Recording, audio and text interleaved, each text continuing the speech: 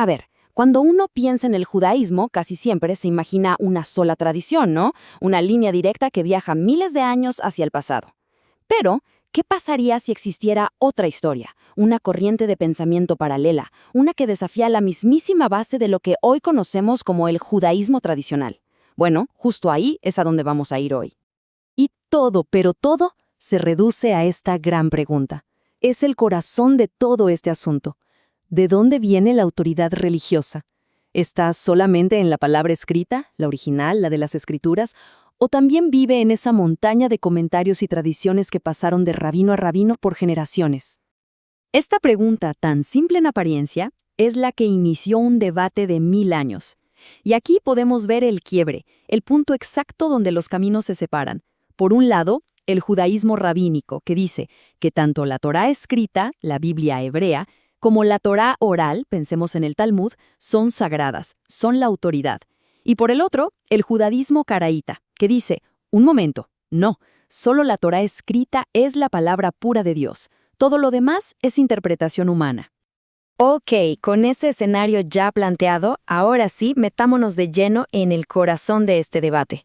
Y para entenderlo, lo primero es preguntarnos, ¿quiénes son, en realidad, los caraítas? Y la clave, como muchas veces, está en el propio nombre. Caraíta significa literalmente lectores. Lectores. Toda su filosofía es esa, volver a la Mikra, a la escritura, y leerla por cuenta propia, sin todas esas capas y capas de ley rabínica encima. Y aquí es donde la cosa se pone súper interesante, porque esto no es un debate teórico, para nada.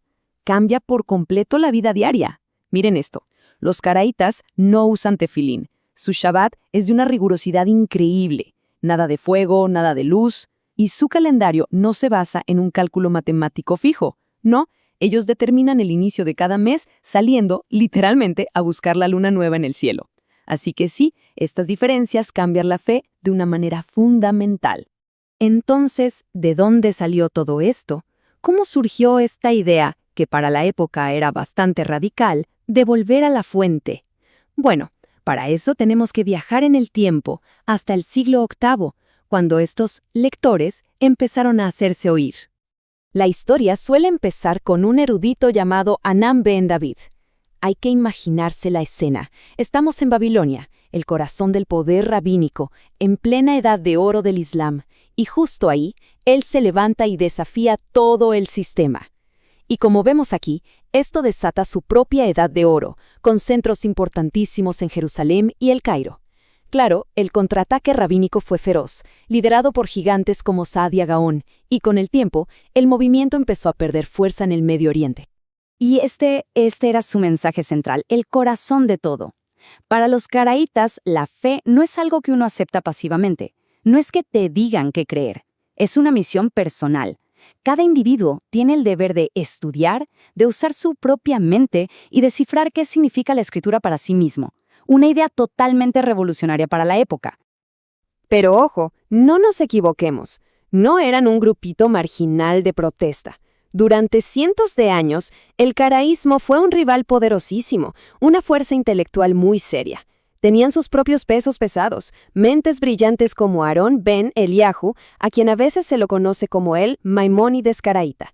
Estaban demostrando que su movimiento no era solo una queja, sino una tradición completa, coherente y con méritos propios. A medida que el caraísmo fue perdiendo terreno en el Medio Oriente, su centro de gravedad se fue moviendo hacia Europa del Este. Y es ahí, justamente ahí, donde la historia da un giro súper complejo y, la verdad, bastante trágico. Y aquí es donde una idea teológica se convierte en una estrategia de supervivencia, con consecuencias enormes. Para escapar de la persecución brutal, por ejemplo, en el Imperio ruso, algunos líderes caraítas empezaron a argumentar que ellos no eran étnicamente judíos. Decían que sus ancestros se habían asentado en Crimea mucho antes de la época de Jesús. Y este argumento, esta distinción, terminó salvando a muchísimos del genocidio nazi durante el Holocausto. Es un hecho que salvó vidas, sí, pero que también dejó un legado increíblemente doloroso y complicado con las comunidades judías rabínicas. Entonces, después de toda esta historia, que es larguísima, increíble y dramática, ¿Dónde queda el caraísmo hoy? Bueno, aunque sus números hoy son pequeños, siguen aquí definitivamente. La comunidad más grande, por lejos, está en Israel. Son unas 40.000 personas. Y también hay comunidades en otros lugares, como California o Europa del Este, aferrándose a estas tradiciones centenarias. Entonces, ¿con qué nos quedamos? El punto clave es este. Los caraítas son como un signo de interrogación permanente, puesto justo al lado de la idea de una autoridad religiosa centralizada.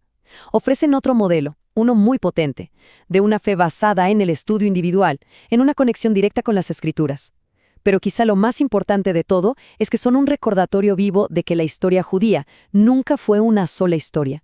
Siempre fue una conversación y a veces un debate muy, muy fuerte. Y esto nos deja con esta pregunta final, una pregunta enorme, la misma que se hacían los caraítas hace más de 1000 años y que todavía hoy resuena con fuerza. Si la fe es, de verdad, un viaje personal, entonces, ¿quién tiene derecho a dibujar el mapa? ¿Es algo que se hereda, que viene con la tradición, o es algo que cada uno tiene que encontrar por su cuenta, simplemente leyendo el texto?